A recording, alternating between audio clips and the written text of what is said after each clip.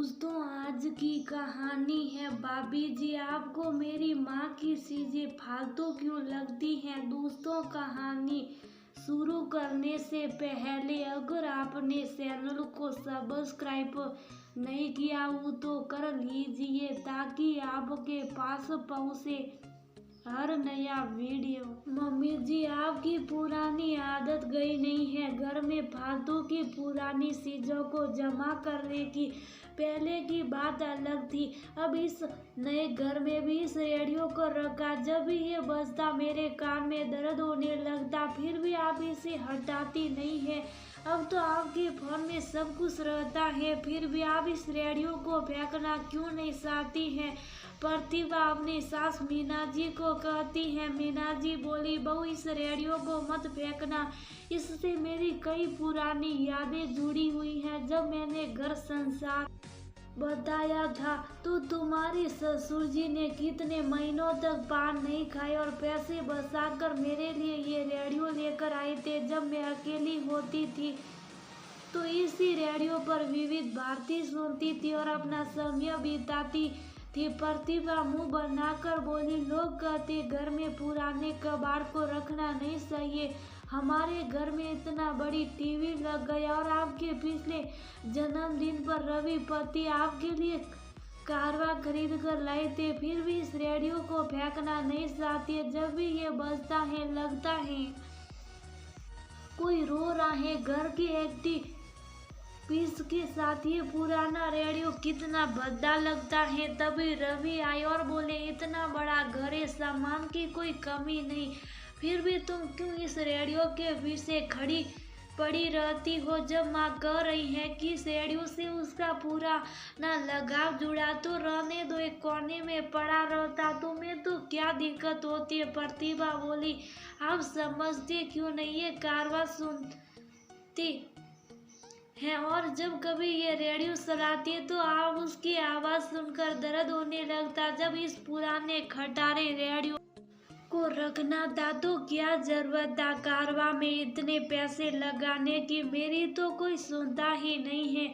रवि वहां से चले गए। मीना जी बड़े प्यार से बोली, बहू आज तुम्हें मेरा सामान पूरा ना गवार लगता। 20 साल बाद जब तुम मेरी जगह आओगी तब अपनी चीजों के लिए प्रेम तुम्हें समझ में आएगा।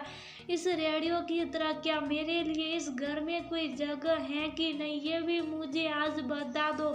प्रतिभा बोली, मम्मी जी बात का बतखड़ बनाना तो कोई आपसे सीखे। मैं क्या बोली और आप उसे किस तरह मोड़ दिया। आप जानबूझकर उनके सामने ऐसा माहौल कर देती है कि हम दोनों में बहस हो जाए। रखिए इस पुराने रेडियो को अपने पास, पर ध्यान रखिएगा जब मैं घर में रहूं तो इसे मत बजाएगा। इतना कहकर वह रवि को मनाने चली गई। कुछ समय बाद रवि की बहन कुसुम मायके आई। उसे देखकर माँ बहुत खुश हुई। शाम में दोनों भाई बहन माँ के साथ मिलकर लूडो खेल रहे थे तो कुसुम का भतीजा बंटी बोला, बुआ आप 20-20 में आ जा करो, आप आती हो तो पापा और दादी दोनों बहुत खुश होते। ऐसे तो पापा के पास वक्त ही नहीं होता, पर आपके आने से वो वक्त निकाल देते। ये सुनकर कुसुम की आंखें भर आई। अचानक कुसुम की नजर पुराने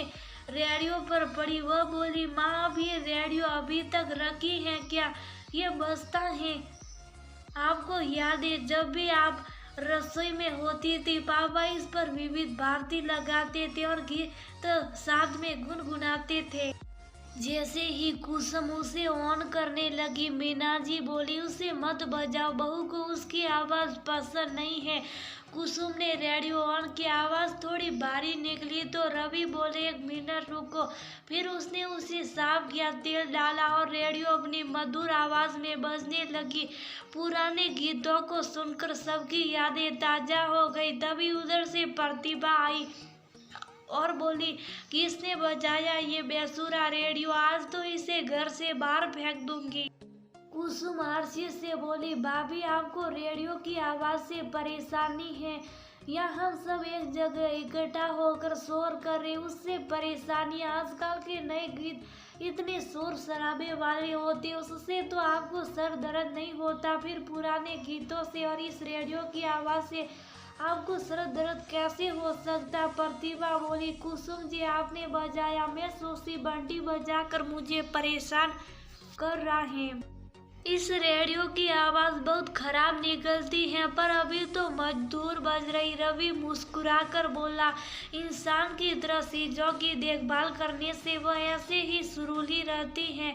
अगर तुम रेडियो की तरह माँ की भी देखभाल करो तो हम सबको आवाज हमेशा सुरीली निकलेगी, वरना रोज घर में कलह होगा और हर किसी की आवाज कानों में चुभेगी।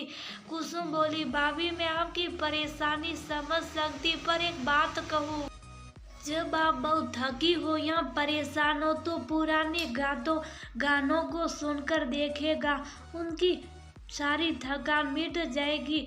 जैसे मैं पूरी साल अपनी थकान को मिटाने के लिए आप सबसे मिलने चली आती हूँ, उसी तरह रेडियो से माँ की बहुत पुरानी यादें जुड़ी। रवि बोला, कुसुम इससे माँ की ही नहीं बल्कि हम सब की यादें जुड़ी। पापा की यही एक आखिरी निशानी तो घर में रह गई है। यादें तुम्हें जब माँ नाराज होती थी तो रेडियो छुपा कर रख देती थी और पापा उसे ढूंढकर हाथों में लेकर इधर उधर घूमते और माँ को मनाते। ये रेडियो नई यादों का कारवां है। कुछ रोज बाद कुसुम वापस चली गई। घर बिल्कुल खाली लग रहा था। बंटी भी बुआ को याद कर रहा था।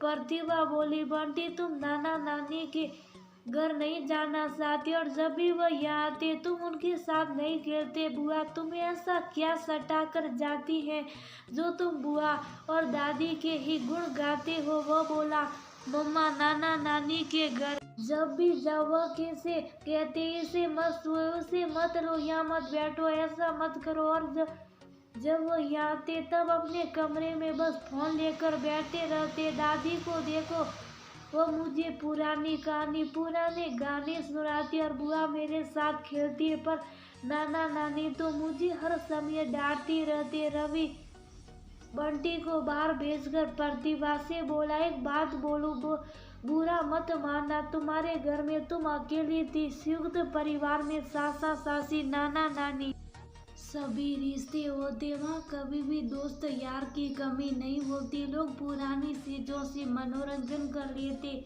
इसमें तुम्हारा कोई दोस्त नहीं। तुम अपने घर में अकेली हो जिसके कारण तुम्हें कुछ ज्यादा अनुशासित ढंग से रखा गया, पर अब तो तुम इस परिवार का हिस्सा हो। मैं तो कहता हूँ एक और बच्चा कर लेते, परिवार बड़ा हो जाएगा, वरना आज की दुनिया में हर कोई अपने अपने बारे में सोचता और दूसरों की चीजों को लोग पुरानी और फालतू समझते हैं।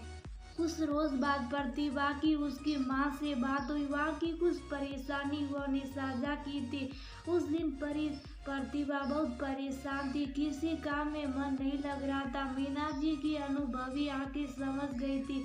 मीना जी बोली, बहू थोड़ी देर मेरे पास आकर बैठो। प्रतिभा बोली, मम्मी जी मेरा मूड ठीक नहीं। मीना जी बोली, दो पल के लिए यहाँ बैठो तो सही। फिर उन्होंने अपने हाथों से प्रतिभा के बालों में हल्का हल्का तेल लगाना शुरू किया। वो मना करती रही। वो बोली, एक बार मेरी बात मान कर तो देखो। फिर वह चुपचाप बैठ गई। मीना जी ने हल्के हाथों से उसके बालों में तेल लगाया और धीरे से रेडियो पर पुराने गाने लगा दी। प्रतिभा पहले कानों को बंद की, फिर बाद में उसे अच्छा महसूस होने लगा और उसने अपनी उंगलियों को हटा ली। मीना जी की गोद में उसे अच्छा महसूस हो रहा था। वह कब सो गई उसे एहसास भी नहीं हुआ। अगले दिन प्रतिभा इधर उधर कुछ ढूंढ रही थी। रवि बोला, क्या ढूंढ रही हो? वह बोली, कहाँ गया वह पुराना रेडियो? रवि बोला, खबर ला दो, जो तुमने उसे इधर उधर फेंकने की बात की।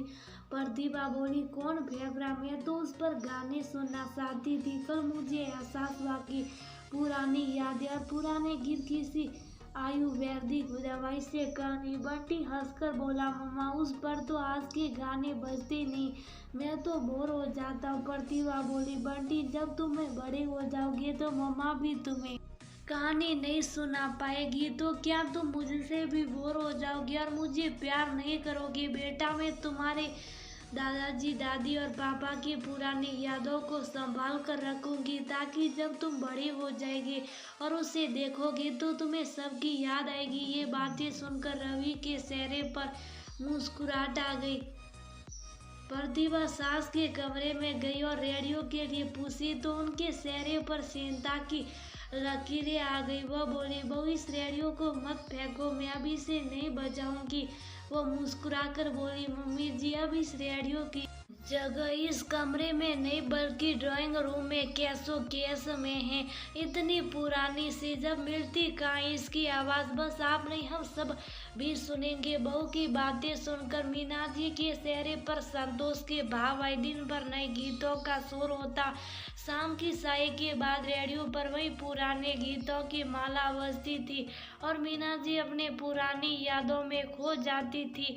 रवि प्रतिभा को कहता, जब हमारी भी उम्र हो जाएगी तब दिखेगी, तभी शायद ये गीत सबको पसंद आएंगे।